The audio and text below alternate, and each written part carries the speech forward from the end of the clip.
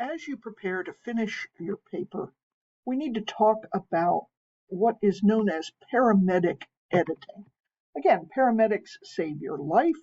This type of editing makes your paper the best it can possibly be, and that's why we want to do it, of course. So we will move on, and here are some things you can work on as we go. If you want to pause this video while you examine your paper for each of these things, this is what I'd recommend. First of all, lose some prepositions. While you may think that you need to add details to your writing, and many times you do, lots of times what you've added is not absolutely necessary, and your paper would benefit from cutting some unnecessary words.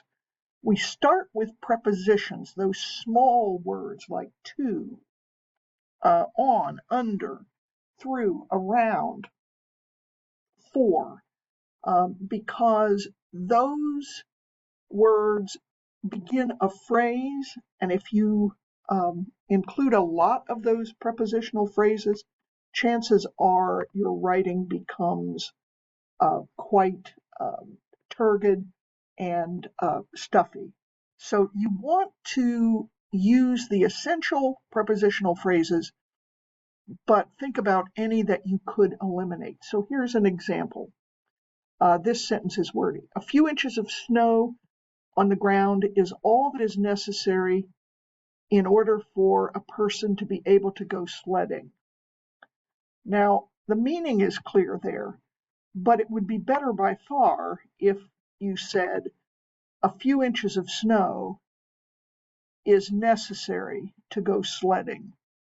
The entire meaning is there, and you've cut the sentence down in half so that the meaning is more clear. So I'd like you to take time to do that in your final paper, and pause this video if you need to before going on to the next category. Next, you'll want to reword sentences that begin with is, it was, there was. Those are known as expletives. And in other contexts, expletives are often thought to be swear words. And swear words are considered expletives because they are unnecessary. They don't contribute to the meaning of the sentence, they simply express emotion. While these words don't express emotion, they are equally unnecessary and unhelpful in a sentence, and stronger sentences can be made by getting rid of these constructions. So take a look here. There is currently a lively ongoing controversy among many sociologists and other professionals who study human nature about what it means that so many people are so very interested in stories about zombies.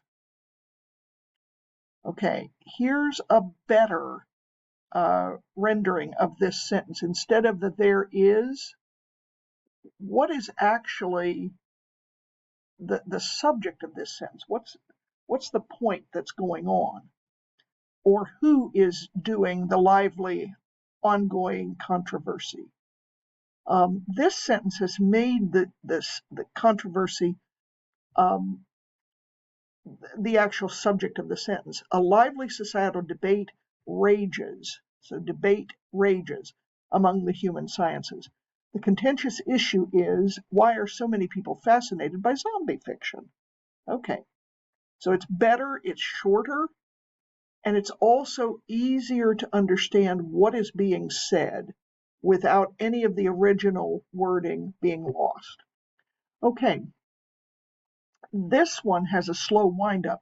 It was George Washington who once said, happiness and moral duty are inseparably connected. You don't need the it was. Just start with George Washington. George Washington, get rid of the who. George Washington said happiness and moral duty are inseparably connected. Clear, to the point, fewer words. A better sentence. All right, you want to be sure to prefer active to passive voice. And I have some examples here for you to view. What do I mean by active voice? I mean the person who's doing the action is the subject of the sentence. Passive voice. A blog on passive voice was posted by Readable. A blog on who did the posting? Readable. You want to say it actively. Readable posted a blog on passive voice. That always results in slightly fewer words, sometimes lots fewer words. The Joker was thrown off the building. Okay, this sentence focuses on Joker. Most of the time we want to know what Batman is doing. Batman threw the Joker off the building. It's not some anonymous person, it's Batman. And Batman is the one we really want to concentrate on, not the villain. The windows have been cleaned. Well, obviously the windows didn't clean themselves. Who did that? Someone has cleaned the windows. Well, I'd really like to know who, but if I don't know who, at least this is a little more active. Someone did. A poem will be written by her. Oh, that's just awkward in so many ways. She will write a poem. So much more understandable. All right, you also want to, sorry, I know I'm constantly adjusting the screen here because my PowerPoint's a little big for this frame. You want to eliminate meaningless introductory phrases. What do I mean by meaningless introductory phrases? Expressions like, due to the fact that class is canceled, we will postpone the quiz. Due to the fact doesn't answer anything. I could equally well say, because class is canceled, we will postpone the quiz. In spite of the fact that I am failing, I have enjoyed the class. You don't need all of that. You can simply say, although I am failing, I have enjoyed the class. And simpler is almost always better. In my own personal opinion, torture is always wrong. If your personal opinion or your own opinion or your opinion isn't your own personal opinion, whose is it? In my opinion, torture is always wrong.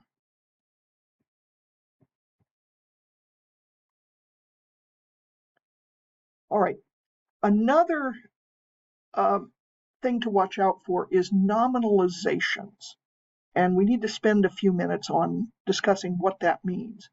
It means turning verbs or adjectives into nouns.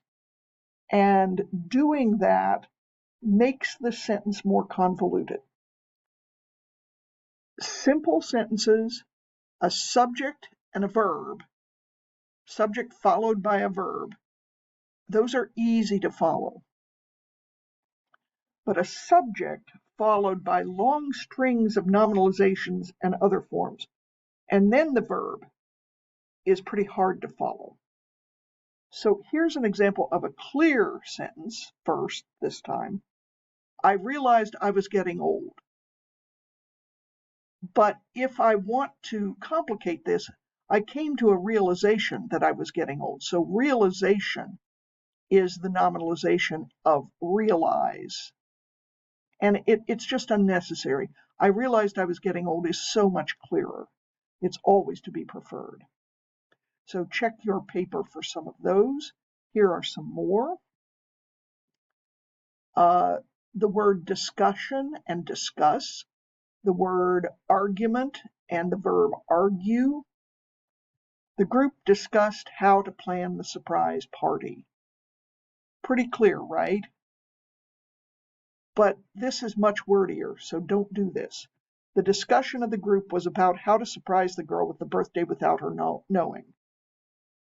well, it's a surprise party. You can cut out a lot of words there. Make discussion discussed. And in terms of argument, the clear and good way to state this is elephants argue over small concerns just like humans. To say that arguments over small concerns are something elephants have as well as humans is overly wordy and should be avoided. So check your paper for any times when you made a verb a noun and it seems to cause your sentence to kind of stutter. All right, next point, cut out fake intensifiers. What do I mean by fake intensifiers? Words like really, actually, usually, deeply, very, quite, basically. Basically is my besetting sin. I use that too much. So faulty. As far as my professor is concerned, the problem of wordiness is the thing she'd really like to see us involved with actually eliminating. Oh my goodness, that is just so fake. My professor wants us to focus on eliminating wordiness. To the point, you get what is being said, and you've gotten rid of a lot of those fake, unnecessary words. But besides fake expressions, there are also redundant expressions. Expressions that we say all the time that really are simply repeating what we've already said. For example, a person who is X could easily be stated as an X person instead of using who is.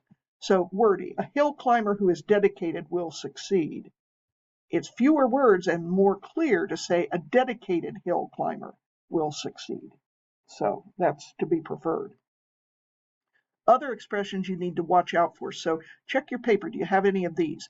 At this point in time, just say now. Each and every, either say each or every. Foreseeable future. Can you give a more exact date, like next week, next month? Large in size. If it's large or small, you don't need to say in size, just say large or small. On account of the fact that, just say because. Past experience, your experience, presumably if it is experience, happened in the past. Real truth or real life. The truth is the truth, life is life. You don't need to say it's real. Says exactly the same thing. Repeats. Serious danger. Says exactly the same thing. You could simply say it repeats. Serious danger. Why not just danger? Similar to, like, take into account, consider. The final conclusion, just the conclusion. You don't need to add anything to that. It's gilding the lily. And my references, if you want to check at the end of this, I have some sources on wordiness you might want to consult. But if you follow these steps, your paper should be free of the worst sins of wordiness.